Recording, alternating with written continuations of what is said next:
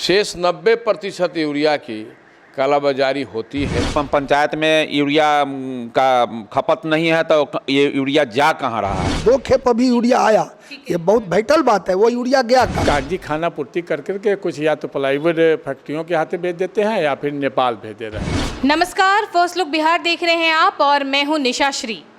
जैसा कि आप जानते हैं कि किसानों के मुद्दे को हम लगातार जो है वो आपके सामने रखते आए हैं और इसमें विशेष रूप से उनके खाद में भी यूरिया का जो मुद्दा है उसको हम कितनी बार आपके सामने लाते रहे हैं। तो क्या यूरिया मार्केट में नहीं है? अभी फिर से उसकी खेप आई है। लेकिन एक और अहम बात होती है जो किसानों के साथ जुड़ती है और वो है वक्त। क्या ये वक्त किसानों को यूरिया की ज़रूरत है? नहीं, इस वक्त में ज़रूरत नहीं है। तो फिर मार्केट में जो यूरिया आया है उसका इस्तेमाल कौन कर रहा है? क्या उसकी कालाबाजारी हो रही है? इसी विषय पर बातचीत करने के लिए हमारे साथ स्टूडियो में उपस्थित हैं चंद्रेश्वर प्रसाद चौधरी जो कि किसान नेता हैं, हमारे साथ सत्येंद्र शर्मा हैं जो कि पैक्स अध्यक्ष हैं, हमारे साथ वीरेंद्र राय जी हैं जो कि किसान नेता हैं और साथ में हमारे वरिष्ठ पत्रकार रविंद्र कुमार सिंह जी हैं। सबसे पहले हमारे वरिष्ठ पत्रकार रविंद्र कुमार सिंह से ही जानेंगे कि क्या है ये मामला। जी, अभी जो कि किसानों की खपत की जहाँ तक यूरिया की बात हो तो यूरिया किसान जो सब्जी किसान है, जहाँ जहाँ मक्का की खेती होती है वहाँ कुछ यूरिया की खपत है। बाकी यूरिया की खपत अभी बहुत कम है और उसमें जो बातें सामने आ रही है उसमें यह बातें आ रही है कि जो यूरिया है वो प्लाईवुड फैक्ट्रियों के माध्यम से भेज दिया जा रहा है या फिर उसको नेपाल भेज दिया जा रहा है। जो चर्चाएं हैं इसको लेकर कृषि विभाग को जांच करने की ज़रूरत है। क्या चीज़ में इस्तेमाल हो रही है यूरिया? मतलब जो अभी तक खेती के लिए जो है उसमें सब्जी है और जो मक्का की खेती है उसी में है, तो उपयोग तो उसका कम है। सब्जी की खेती हर जगह उतनी वो होती नहीं है। सब्जी की खेती के लिए जैसे मुजफ्फरपुर के लिए तो मीनापुर है, सकरा मुरौल का कुछ क्षेत्र है, बोचहा का कुछ क्षेत्र है, मतलब और है थोड़ा थोड़ा सब जगह है, तो उसमें कम खपत है। मक्का है तो मक्का की खेती हर जगह नहीं है। मक्का की खेती ज़्यादातर मीनापुर का इलाका है, कुछ बोचहा का इलाका है, उसमें मक्का की खेती होती है, तो वहाँ यूरिया की खपत है। लेकिन बाकी जो यूरिया अभी भी जब मार्च माह में यूरिया की 2 रैक लगी है, उसमें यह बताया जाता है कि जो होलसेलर हैं वो क्या करते हैं, अपने खुद जो चहेते रिटेलर हैं उनके माध्यम से कागजी खाना पूर्ति कर करके कुछ या तो प्लाईवुड फैक्ट्रियों के हाथे भेज देते हैं या फिर नेपाल भेज दे रहे हैं। तो यह एक बहुत ही गंभीर मामला है। अगर इस तरह का मामला है तो उसकी जांच होनी चाहिए और इस पर कृषि विभाग को एक्टिव होना चाहिए। यह भी बातें सामने आ रही है कि कई ऐसे होलसेलर हैं जो उनके ही या परिवार के किसी के नाम पर या खुद एक ही नाम पर रिटेलर का भी लाइसेंस बनवाए हुए हैं, जो उस माध्यम से उनको घपला करने में थोड़ा ज़्यादा बनता है।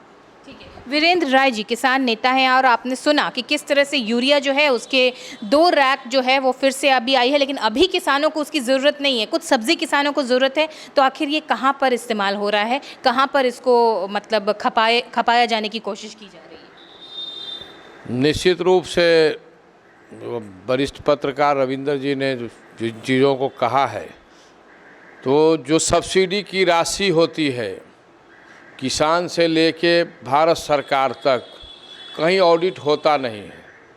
प्रोडक्शन फैक्ट्री जो यूरिया बनाती है फैक्ट्री डायरेक्ट सरकार उसको देती है और प्रति माह यूरिया आता है। यूरिया का जो कंजम्पशन है अभी गर्मी के मौसम में मात्र 10% रहता है। शेष 90% यूरिया की कालाबाजारी होती है, इसमें कहीं कोई संदेह नहीं है।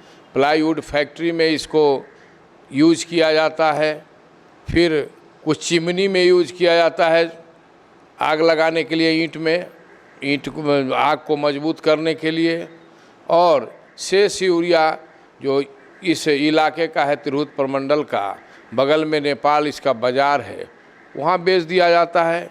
ये पूर्व से होते आ रहा है और अभी मारा मारी नहीं है क्योंकि किसान को ज़रूरत नहीं है, इसलिए इसका हल्ला बोल नहीं है।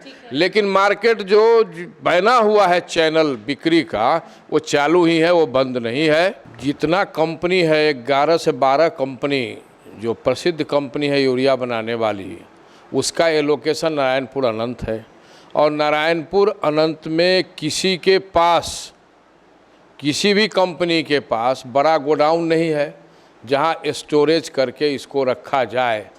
इसलिए विभाग का और इन लोगों का, माफियाओं की मजबूरी है, जब रैक लगता है तो खाली करना है, इसलिए 2 दिन 1.5 दिन में, जितना जल्दी घंटा में फाइन होता है, जिसके चलते ये लोग खाली करते हैं और ब्लैक करना इनकी मजबूरी हो जाती है।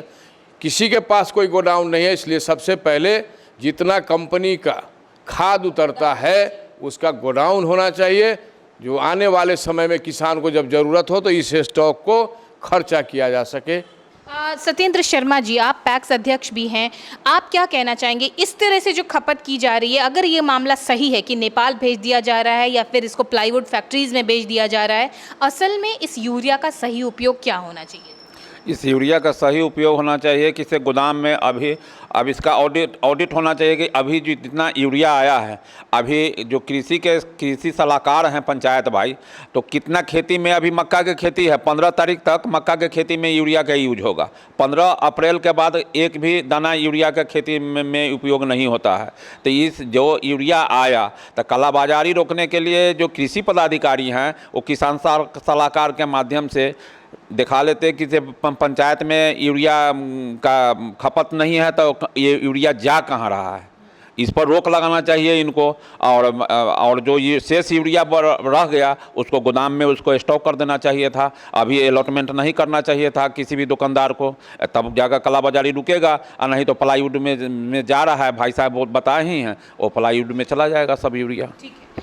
चंद्रेश्वर प्रसाद चौधरी जी, आपसे हम जानना चाहेंगे कि ये जो अभी जिस तरह से यूरिया की खेप आई, 2 रैक आया है, लेकिन आप देख रहे हैं कि किस तरह से उसको जो देश के बाहर बेच देने की कालाबाजारी वाली बात आ रही है, असल में क्या होना चाहिए था? क्या इसको जमा करके रखना चाहिए ताकि अगले बार जब किसानों को ज़रूरत हो तो यूरिया की जो कमी वाली बात होती है वो नहीं हो? देखिए, जहाँ तक यूरिया की बात है, हमारे अभी साथियों ने और आपके प्रधान संपादक महोदय नबिंदर बाबू ने जो बात कही है, बात में 100% यह बात सत्य है। आज की ही बात नहीं है, यह हमेशा होती है। ऑफ सीजन में जो भी यूरिया कंपनियों से होलसेलरों के यहाँ आता है और हमारे जैसे लोग आज उससे प्रताड़ित होते हैं, इसलिए कि जब मैं सीज़न में यूरिया का DAP का मैं मांग करता हूँ, मैं व्यक्तिगत जानता हूँ, तो हम लोगों को यह कहा जाता है कि आप अन सीजन में, जब सीज़न नहीं है तो आप माल नहीं लेते हैं, तो नहीं लेते हैं तो हम आपको सीज़न में ही देने के लिए हम कहाँ से मजबूर हैं? हम भी व्यवसाय करते हैं या होलसेलर करते हैं। ठीक है, हम नेता हैं किसान सभा के, कम्युनिस्ट पार्टी के पैक्स अध्यक्ष हैं, हम लड़ने भिड़ने वाले हैं, तो प्रशासन भी हमारे सामने झुकता है, कृषि विभाग हो या जो हो, और अंत में होलसेलर पर नकाब लगाकर हमको खाद कुछ अन्य दिनों में मिल जाता है, लेकिन ऑफ सीजन का ही वो हवाला देते हैं। मैं इस बात से 100% सहमत हूँ कि यह बात तो सर्वविदित है कि प्लाईवुड में यह बराबर यह चर्चा हो रही है कि वो जो यूरिया आती है वो यूरिया का बड़े पैमाने पर वहाँ ब्लैक होता है। आखिर प्लाईवुड में यूरिया आता कहाँ से? सरकार ने उसको कोई कोटा तो फिक्स किया नहीं है। यह चर्चा में बात आती है, यह मुजफ्फरपुर बिहार में आती है, यह चर्चित बात है कि नेपाल में यूरिया का रेट बहुत ज़्यादा है और बिहार में, भारत में, खासकर बिहार मुजफ्फरपुर में जो रेट है वो 266 रिटेल में है और इफ़को का रेट कम है, मार्केट में 240-45 रुपया रेट है प्राइवेट होलसेलर का।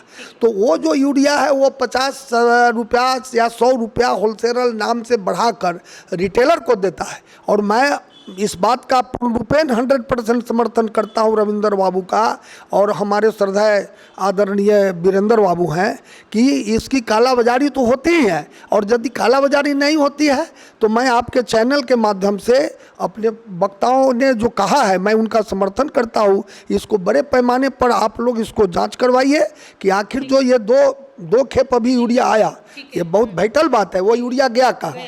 ठीक है, एक कंक्लूडिंग स्टेटमेंट के लिए बढ़ते हैं हमारे वरिष्ठ पत्रकार रविंद्र कुमार सिंह के पास और उनसे जानते हैं कि अभी अगर ये 2 रैक है, इसका सही इस्तेमाल क्या होना चाहिए था? क्या इसको किसानों को दे देना चाहिए था या गोडाउन में स्टॉक करके रखना चाहिए था कि वो जो हैं वो अगले जब भी फसल की उनको ज़रूरत हो तो वो इसका इस्तेमाल कर सकें? देखिए, निश्चित रूप से अगर आ गई है यूरिया की रैक आई है तो निश्चित रूप से गोदाम में उसको रिजर्व रखना चाहिए। जहाँ तक जितने खपत है सब्जी और मक्के की खेती के लायक उतना बाज़ार में देना चाहिए।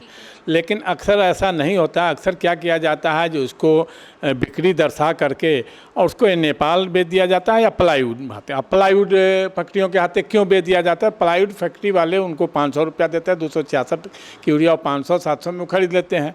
इसी तरह अगर नेपाल ये लोग भेजते हैं तो 1000 रुपये बोरा नेपाल में बेच लेते हैं।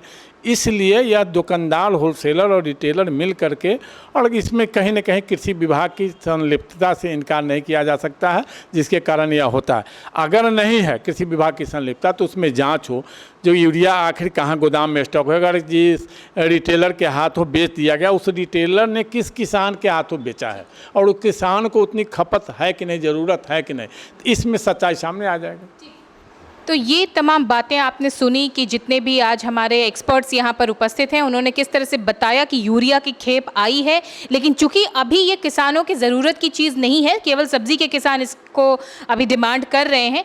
ऐसे में किस तरह से इसकी कालाबाजारी हो रही है। प्लाईवुड फैक्ट्रीज़ की अगर बात करें तो उसको सरकार कोई सब्सिडी नहीं देती, क्योंकि किसानों के लिए सरकार सब्सिडी देती है, प्लाईवुड फैक्ट्रीज़ के लिए नहीं, लेकिन वो इस सब्सिडाइज रेट वाले यूरिया का फ़ायदा उठा रहे हैं। तो अगर ये कालाबाजारी है तो इसमें जो संबंधित प्रशासन है वो इसके ऊपर ज़रूर कार्रवाई करे, ताकि किसानों के हक की चीज़ जो है वो किसी और को ना मिले, और जब किसानों को ज़रूरत पड़े तो उनको इन चीज़ों की उपलब्धता सही मात्रा में मिलती रहे। इन तमाम बातों के लिए हमारे मेहमानों का हम देते हैं बहुत बहुत धन्यवाद, और इस चर्चा को यहीं पर देते हैं विराम। आप बने रहिएगा हमारे साथ। आप देख रहे थे फर्स्ट लुक बिहार। धन्यवाद। डी फार्मा स्टूडेंट्स, अब हो जाइए तैयार। आपके लिए है बहुत अच्छी खबर कि अब केवल डी फार्मा स्टूडेंट्स को ही मिलेगी फार्मासिस्ट की जॉब। तो ये कोर्स करने के लिए आपके पास है दो choices. DPS group of institutions के किसी भी कॉलेज में एडमिशन लेकर के आप घर बैठे कर सकते हैं ऑफलाइन कोर्स, या फिर आप कर सकते हैं ऑनलाइन क्लासेस। और उससे भी अच्छी बात ये है कि डीपीएस ग्रुप के कॉलेजेस जो कि हैं इन 5 शहरों में, रांची, दुमका, देवघर, मुजफ्फरपुर और सीतामढ़ी, इन 5 शहरों के किसी भी कॉलेज में एडमिशन लेकर आप किसी और शहर में बैठ करके ये कोर्स कर सकते हैं। आपको कॉलेज के नाम और डिटेल्स मिल जाएंगे वीडियो स्क्रीन पर, और बाकी किसी जानकारी के लिए दिए गए नंबर पर कॉल करें। तो मुझे कमेंट सेक्शन में बताना ना भूलें कि आखिर आप किस शहर में एडमिशन ले रहे हैं।